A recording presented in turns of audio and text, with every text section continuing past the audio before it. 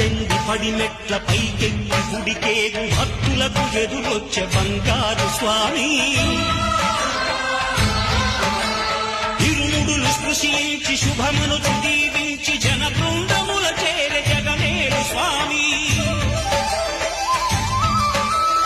తన భక్తులను విల్చు తప్పులకు తడబడి ఒక పక్క ఒరిగెన ఓంకారమూర్తి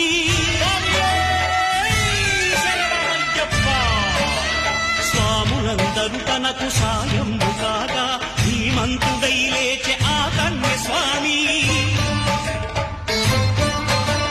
పట్టబంధము వీడి భక్తతతికై